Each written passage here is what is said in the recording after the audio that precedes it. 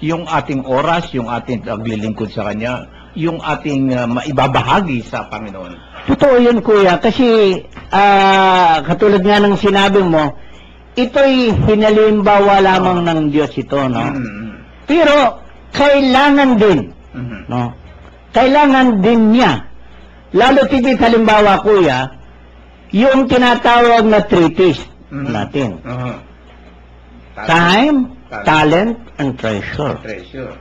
Itong tatlong ito, kung meron ka, dapat kang magbigay ng 10% nito. Kung wala ka ng isa, at meron ka ng talent, ibigay mo yun. Sabi ko nga kanina, Kuya Men, hindi naman hihingi ang Diyos sa atin, at hindi tayo hahanapan ng Diyos nang wala tayo. Dahil batid ng Diyos. Kung wala tayong treasure, wala tayong talent, pero may time tayo, ay gamitin natin, ibigay natin sa Kanya yung time natin. Pero kung sa tatlong ito ay meron ka, kahit isa at hindi mo bigay, maramot ka. Sabi ko nga, Kuya Men, katulad ng sabi mo, dapat ang lahat ng tinatangkilik natin ay may bahagi ang Diyos sapagkat tayo ay bahagi ng katawang mistiko ng ating Panginoon. Amen. Maganda yung mga aral na atin yung nakikita dito sa amin hong tinutunghayan dito sa ating banal na aklat sa Ebanghelyo ni Marcos. Natapos natin itong dalawang magkasunod na ito, tatlo na ito. Ang tanong ni Jesus tungkol sa anak ni David, ang babala laban sa mga eskriba, ang kaloob ng babaeng balo. At ang tungkol sa pagkawasak ng templo ay pumapasok na po ngayon tayo, Kuya Bert, sa chapter 13 ng Marcos. Mahaba pa po ang oras natin at medyo mahaba-haba po itong tutunghayin ko. Tatapusin ko pong bahasahin ito. Unawain po nating mabuti at pakinggan ninyo akin hong tutunghayan ito. Ang tungkol sa pagkawasak ng templo. Nang palabas na si Jesus sa templo ay sinabi sa kanya ng isa sa mga alagad, Guro, tingnan po ninyo, kay lalaki ng mga gusali at ng mga batong ginamit dito. Sumagot si Jesus, nakikita mo ang naglalakihang gusaling yan. Wala riyang matitirang bato sa ibabaw ng kapwa bato. Sa lahat, ang lahat ay guguho. Ito ho, ang nilalaman itong tungkol sa pagkawasak ng templo. Noong panahon yung Kuya Bert, habang sila'y nasa loob ng templo, nangangaral sila, alam naman ninyo sa Israel, talagang yung mga architectural design ng mga gusali diyan nung araw ay talaga naglalakihan.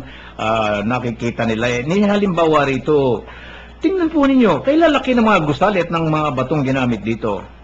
Nakikita mo ang malalaking gusaling yan. Wala riyang matitirang bato sa ibabaw ng kapwa bato. Ano ang ibig sabihin dito ng ating Panginoon? Alam mo, Kuya Men, katulad nga ng sinasabi mo, kasi yung templo napakaganda.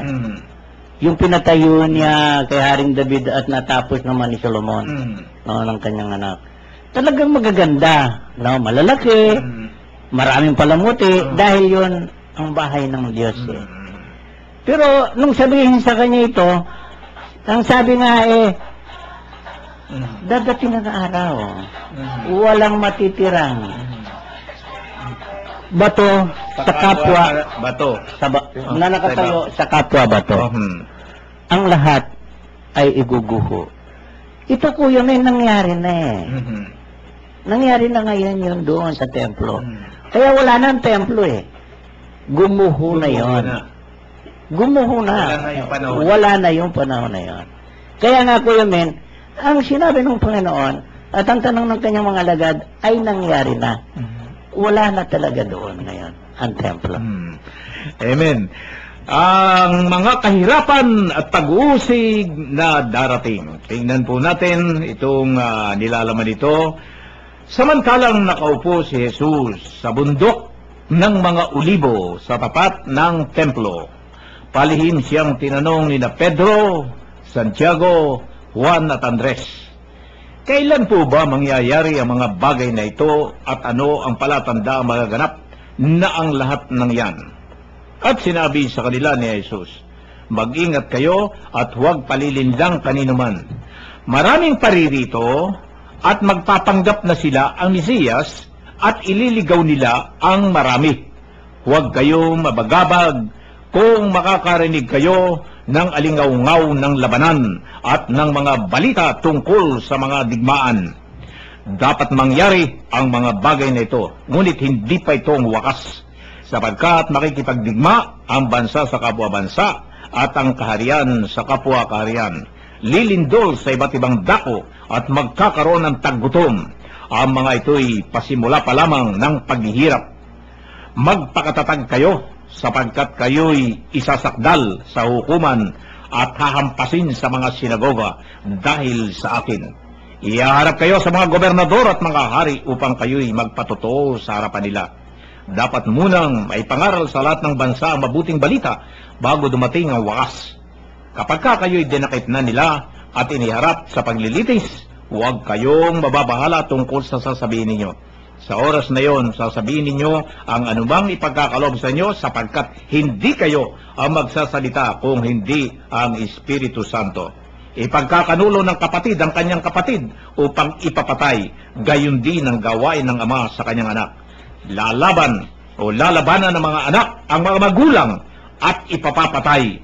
Kapupuotan kayo ng lahat dahil sa akin, ngunit ang manatiling tapat hanggang sa wakas ang siyang maliligtas. Kuya Bert, ito hong kahirapan at pag-uusig na itong darating at ito hong mga sinabi ng ating Panginoon nagaganap po ito sa ngayon sa ating kapanahunan. Itong mga lindol na diyan yung pagdidigma ng bansa sa kapwa bansa, mga kaharian sa kapwa kaharian, at ang higit pa rito yung sinasabi itong mga ipagkakanulo ng kapatid ang kanyang kapatid upang ipapatay, gayon din ang gagawin ng ama sa kanyang anak. Ito'y laman ng ating mga pahayagat na mga balita ngayon nagaganap sa ating kapanahunan ngayon. Ito hubay mga senyalis na, Kuya Bert, ng mga kahirapan at mga pag-uusig na darating ngayong kapanahunan ito sa atin. Tayo ba'y nasa mga huling millennium na? Ano ba kung masasabi niyo rito?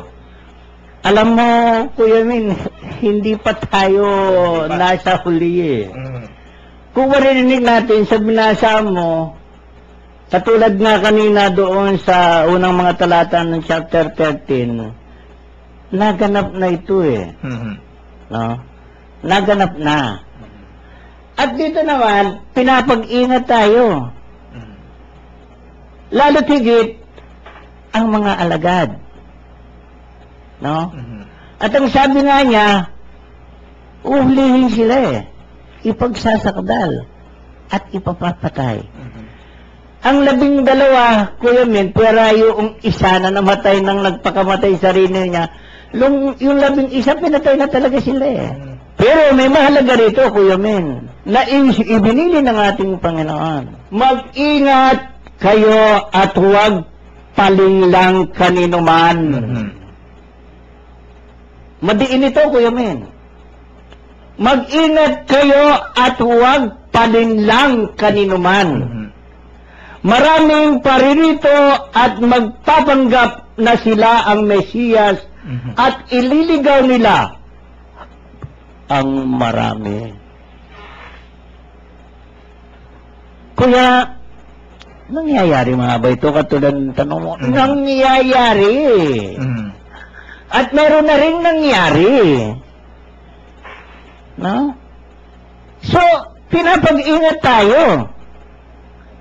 Anong ibig ko sabihin, Kuya Min? Kasi, mahal tayo ng Diyos Kaya pinagpag-ingat tayo. Halimbawa, katulad ng mga anak mo.